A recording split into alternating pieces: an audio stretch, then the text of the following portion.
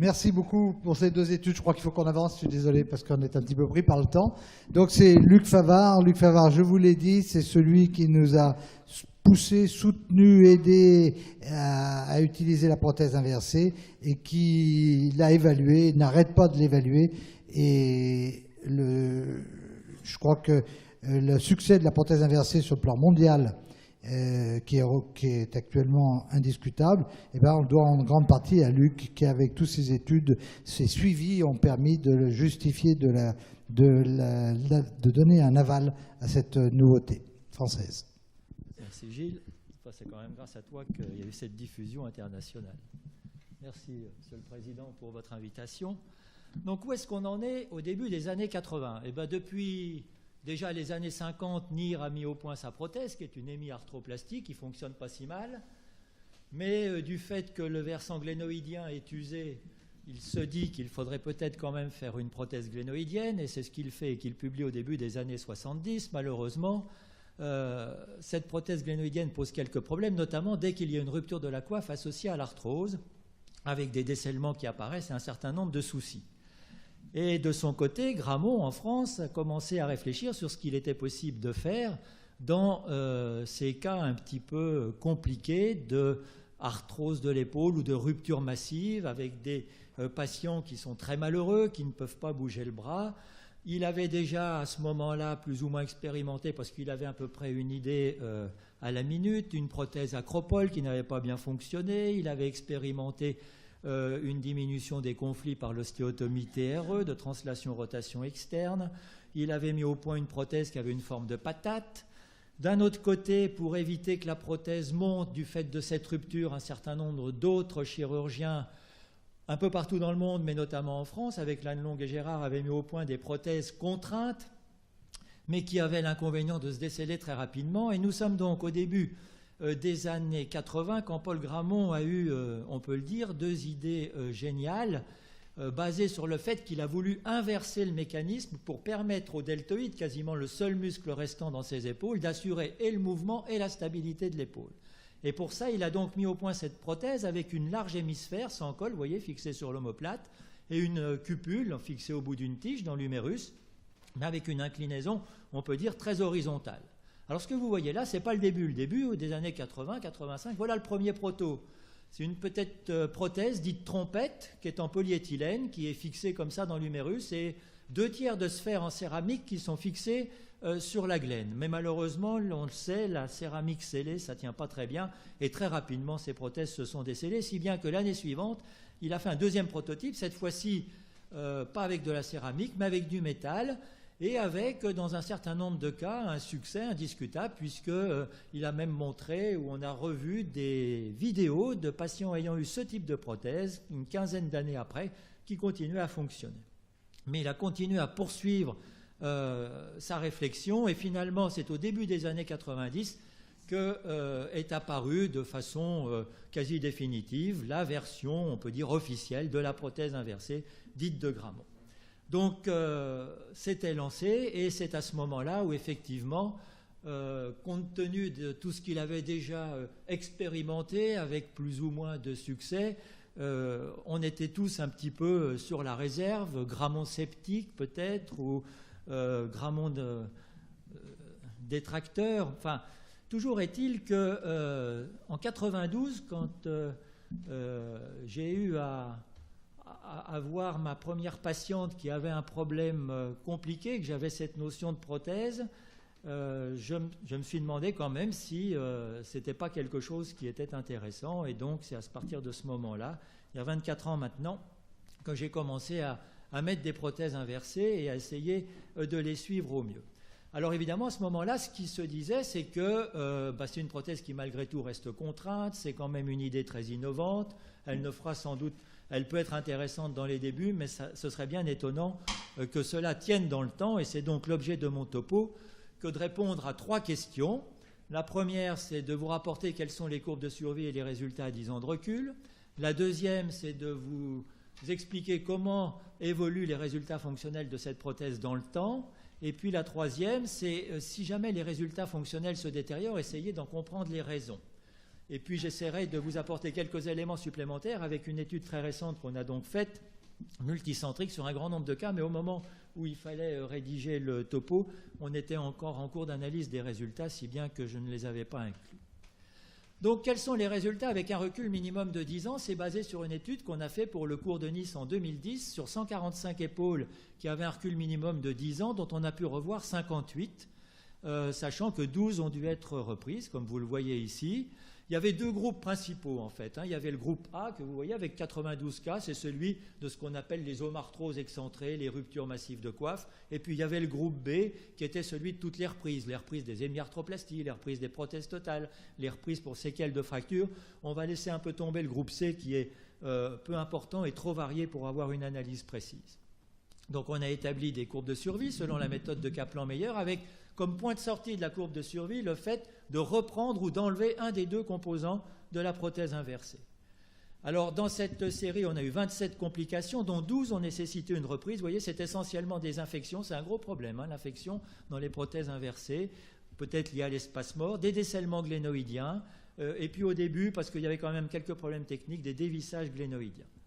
Bon, donc on a eu la nécessité d'enlever 6 prothèses. Et ça a toujours été à cause d'infections, et ça a toujours été pendant les 3 premières années, avec un germe qui nous pourrit la vie, nous autres orthopédistes, surtout quand on fait de l'épaule, qui est le propionibactère.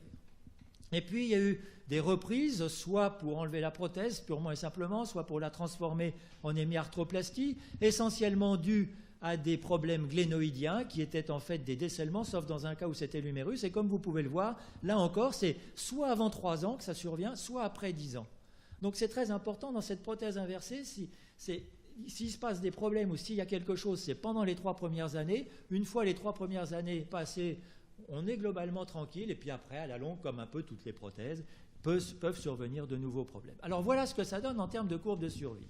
Le taux global à 10 ans, c'est 92% de survie, ce qui est quand même pas si mal. Et si on sépare les deux groupes dont je vous ai parlé, le groupe A et le groupe B, celui des omarthroses excentrées, groupe A, et celui des reprises, vous voyez qu'il y a une différence nette. 97% de survie dans l'indication idéale, celle des omarthroses excentrées, c'est quand même un excellent résultat à 10 ans. Et même 88% pour les reprises, c'est pas mal.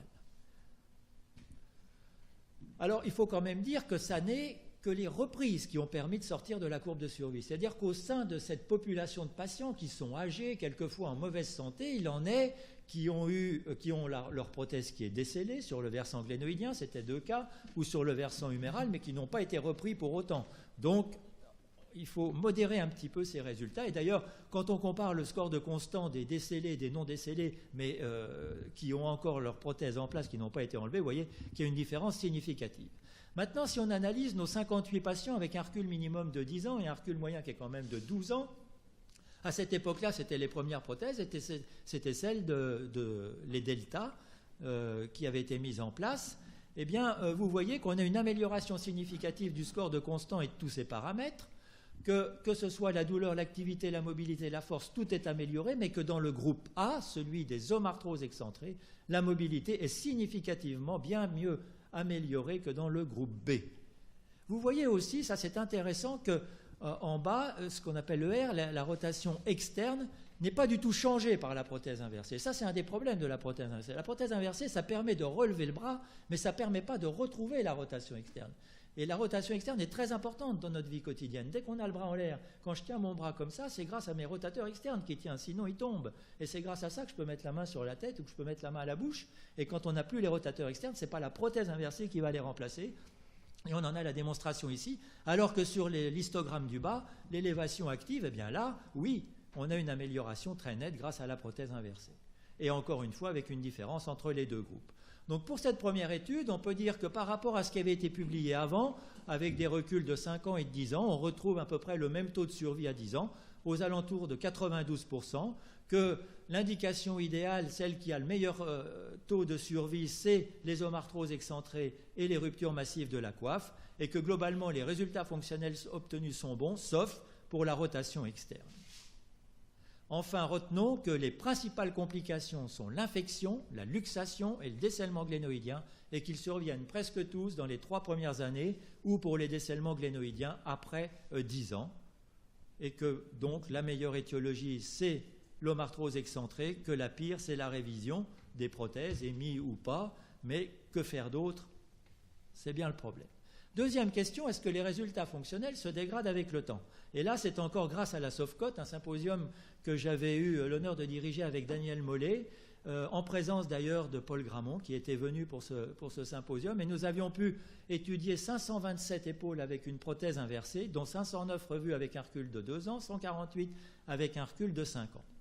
Et donc, qu'est-ce qu'on avait fait? Eh bien, on avait séparé les populations en accord avec le recul. On avait d'abord regardé les moins de 5 ans par rapport aux plus de 5 ans, puis les moins de 7 ans par rapport aux plus de 7 ans, puis les moins de 9 ans de recul par rapport aux plus de 9 ans de recul. Et ce qu'on observe, c'est que déjà dès 5 ans, il y a une petite différence en ce qui concerne la douleur. C'est-à-dire que passé 5 ans, on devient un petit peu plus douloureux qu'avant. Passé 7, on devient un petit peu plus douloureux et on a un constant pondéré qui est un petit peu moins bon. Et puis passé 9, là, il y a beaucoup d'étoiles qui apparaissent qui témoignent du fait que ça se dégrade quand même, les résultats fonctionnels. On est plutôt plus douloureux, on est plutôt moins mobile, on a un constant qui est moins bon. Donc oui, après 7 à 9 ans, la mobilité diminue, la douleur s'accroît, les résultats fonctionnels ont tendance à diminuer avec le temps. D'où la troisième question, pourquoi ces résultats fonctionnels diminuent avec le temps? Quelle est la cause de cette détérioration fonctionnelle? Et donc, vous voyez là, c'est sur une étude réalisée par Barbara Mélis à 8 ans de recul, sur 121 épaules, dont 68 avaient été revues, et on a analysé cette fois-ci les modifications radiographiques. Et donc, le gros problème de cette prothèse, c'est l'encoche, ce que vous voyez là sous le pilier, au niveau du pilier de la scapula, sous la sphère. C'est à cet endroit-là où, initialement, il y a un contact mécanique et bien souvent un éperon osseux qui se fait, puis des liserés. Et on a constaté que ces liserés étaient plus fréquents en cas d'encoche importante, comme les éperons osseux, mais que, sans qu'on puisse expliquer vraiment pourquoi, on n'arrive pas à mettre en évidence le fait qu'à d'avoir une encoche importante va détériorer le score fonctionnel de constant. Voici ce que ça donnait en fonction du recul et du grade d'encoche dans cette série. Voilà ce que ça donnait dans la série à 10 ans de recul. Vous voyez que le score des grades 1 et 2 est de 57, le score des grades 3 et 4 est de 56,4. Il n'y a absolument aucune différence significative entre les deux. Vous voyez néanmoins que ça représente 88% d'encoche. C'est le problème de la prothèse inversée. Sur l'humérus, on a la même chose. On a observé des enfoncements, sans doute un peu plus fréquents en cas de scellement, des stretch shielding avec une résorption osseuse dans la partie supérieure de l'humérus, dans les sensiments, et une lisse des tubérosités qui est là aussi un problème. Ce d'autant que cette lisse des tubérosités s'accompagne, semble-t-il, significativement de mobilité un peu moins bonne. Donc voilà juste quelques diapos que j'ai rajoutés suite à notre étude récente qui montrent bien qu'il y a quand même un problème avec l'encoche. Parce que si on prend les encoches grades 3 et 4, on constate que chaque fois qu'on a des encoches grades 3 et 4, c'est-à-dire une sorte de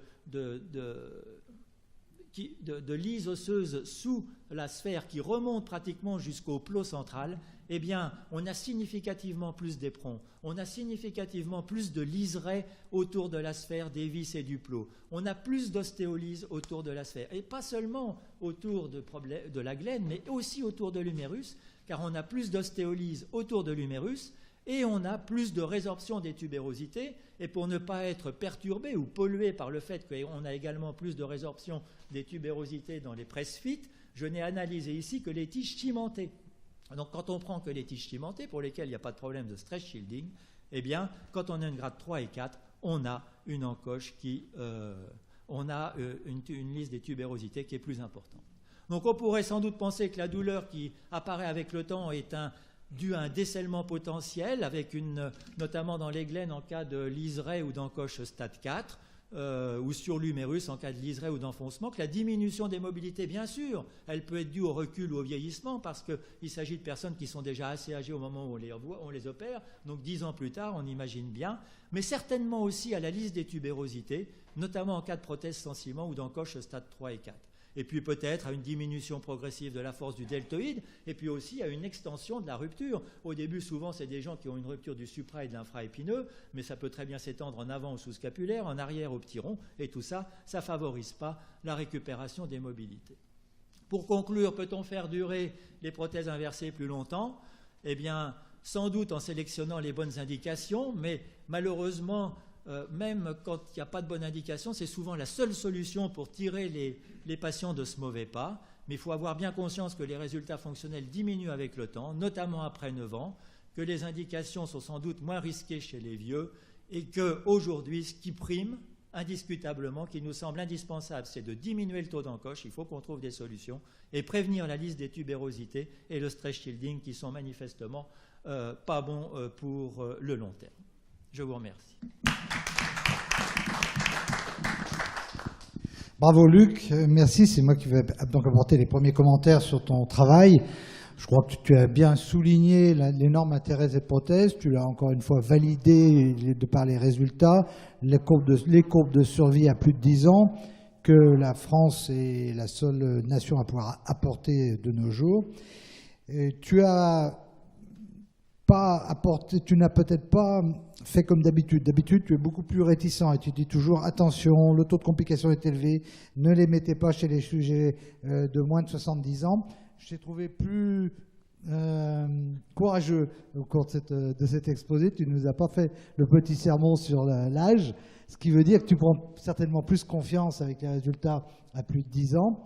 Néanmoins, il ne faut quand même pas oublier qu'il y a un taux de complication élevé, non pas dans les étiologies reines, comme tu l'as souligné, des ruptures massives de la coiffe et des omarthroses excentrées, mais surtout dans toutes les autres étiologies où on a étendu l'indication de la prothèse inversée, à savoir les reprises de prothèses, à savoir les polyarthrite rhumatoïde, les séquelles de traumatisme, où là, bien sûr, le taux de complication est plus élevé, qu'il s'agisse de problèmes infectieux, qu'il s'agisse de problèmes d'instabilité prothétique. Donc, tu nous as merveilleusement bien montré les résultats à long terme qui se maintiennent quand même si ça baisse un peu à 10 ans, mais ce sont des sujets qu'on revoit à 90 ans quelquefois. Donc forcément, on ne peut pas s'attendre à ce qu'ils aillent merveilleusement bien.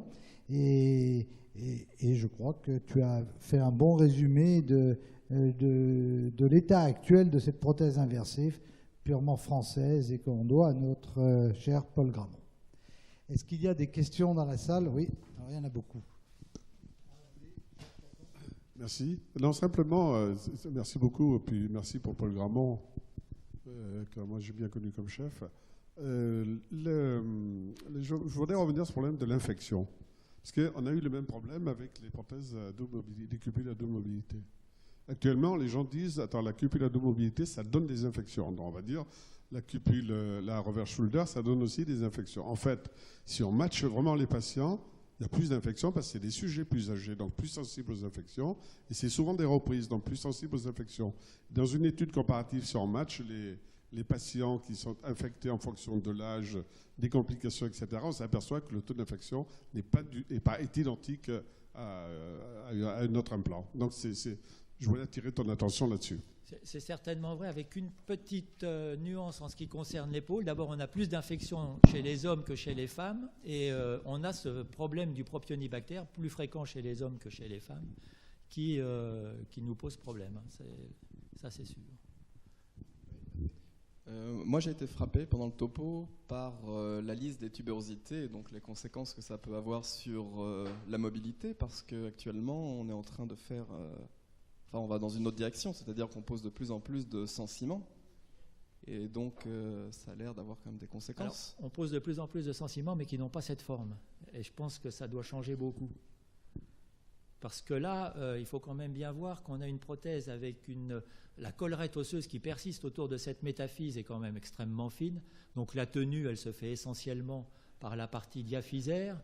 La vitalité de cette collerette osseuse, elle n'est pas optimale, c'est sûr. Quand on laisse ça, on ne peut pas se dire que c'est très bien. Et les prothèses sensiments qui existent aujourd'hui ne sont plus des prothèses qui ont cette forme, ou en tout cas elles évoluent. Et je pense que ça devrait changer. Enfin, j'espère, parce que c'est vrai que, on le ressent, la liste des tubérosités est un problème. Ça, c'est un problème important dans l'évolution de la prothèse inversée. Oui. Et le dessin pourrait donc changer ça. Ben, on peut espérer, oui. Ça, il faudra, oui. On est passé d'une stabilité diaphysaire basse, avec un sacrifice des tubérosités par l'absence d'offset, à une stabilité métaphysaire haute, avec une préservation des tubérosités. Donc on peut espérer, éviter, et puis surtout limiter le notching, parce que tout est lié. Notching, ostéolyse des tubérosités, résorption, c'est un peu lié. Oui, bravo pour ce travail incroyable et j'adhère complètement à tes conclusions et surtout à tes indications.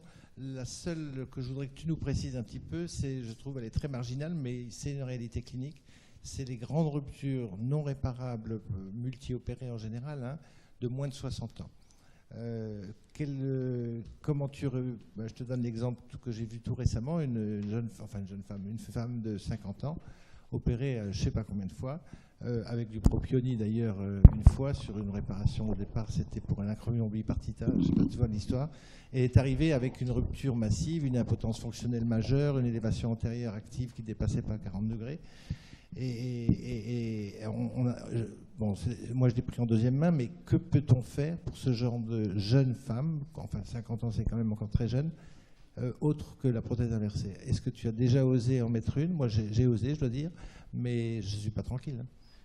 Alors la réponse que je pourrais faire, c'est on sait que les reprises sur les épaules plusieurs fois opérées sont moins bonnes. Si la reprise est essentiellement liée à la douleur, parce qu'on n'arrive plus à s'en sortir, que les patients sont gênés, mais qu'à la limite, ils ont encore de la mobilité, ça ne va pas être terrible, le résultat de la prothèse inversée. Si c'est des vrais pseudo-paralytiques qui n'ont plus rien et dont le problème est la douleur, mais aussi l'impossibilité totale de lever le bras, là, je pense qu'on peut les améliorer. Mais une patiente qui aurait été opérée une fois ou deux fois, qui a une rupture massive, dont le problème est essentiellement la douleur qui persiste, lui mettre une prothèse inversée uniquement pour la douleur, alors que même en grimaçant, elle arrive encore à monter le bras, je ne suis pas convaincu qu'on soit dans la bonne solution. Oui, Luc, deux choses très rapidement. La première chose, tu nous as parlé des ruptures massives de quoi? Je crois qu'il faut vraiment dire que dans les ruptures irréparables du sous-scapulaire, la prothèse inversée nous a changé vraiment la vie et nous permet de récupérer ça. Là-dessus, la réinsertion du sous-scapulaire, il faut souligner qu'aujourd'hui, il y a les deux écoles. Certains y croient, d'autres n'y croient pas. Certains pensent qu'il faut le faire, d'autres pensent qu'il ne faut pas le faire. Mais ça, c'est un problème technique sur lequel Gilles et moi, on a débattu. La question, surtout, c'est de souligner un peu les travaux de Pascal Boileau, qui a parlé de la bio-RSA et qui vient relatéraliser sur les glennes qui sont médialisées, sur lesquelles il y a une encoche importante de ces glennes médialisées, le fait que la greffe osseuse permet, vraisemblablement, fait partie des outils pour éviter cet impeachment. Donc peut-être tu peux nous en donner deux mots, parce que c'est important à donner dans ton topo qui était très complet. Oui, tu as tout à fait raison. C'est vrai qu'en fait, on aurait pu faire 10 minutes sur l'encoche, tellement c'est important, mais le fait de latéraliser la sphère et de la latéraliser par l'intermédiaire d'une greffe osseuse, en fait, c'est-à-dire de confectionner une sorte de scapula qui a un col long, ce que prône Pascal Boileau depuis déjà longtemps, avec des résultats qui sont probants, est quelque chose de bien. Et j'adore tout à fait ce que tu as dit en premier. L'indication idéale de la prothèse inversée, c'est la grande rupture antéro-supérieure, qui est pseudo-paralytique, donc qui va pouvoir retrouver une élévation, et qui en plus a la chance d'avoir conservé tous ses rotateurs externes. Donc, de toute façon, il n'en avait plus. Là. C'est un autre débat. Claude Vielpo. Oui, juste une petite question. L'encoche est effectivement très préoccupante. Elle est incontestablement due à un contact, à un impeachment, etc. Au début, tout au moins, ou dans certains cas. Mais est-ce qu'il n'y a pas autre chose? Est-ce qu'il n'y a pas, par exemple, une lyse biologique aux particules, même éventuellement, comme on en voit? Parce qu'il y a des images qui ressemblent beaucoup à celles qu'on voyait dans les doubles pulls de hanche à 10. Où ça se vidait. Là, tu as tout à fait raison. Et maintenant, on en est convaincu. Avec la dernière étude qu'on a faite là pour Nice, on voit bien qu'il y a une relation linéaire entre l'augmentation de la taille des encoches et la lyse et tout ça. Alors, au début, c'est mécanique et puis après, c'est biologique. Ça, c'est quasiment certain. Ouais. Est-ce qu'elle est toujours franco-française ou est-ce qu'elle commence à diffuser à l'étranger comme la cupule à double mobilité? À la prothèse inversée, elle est même arrivée au Japon maintenant. Ah oui, non, voilà.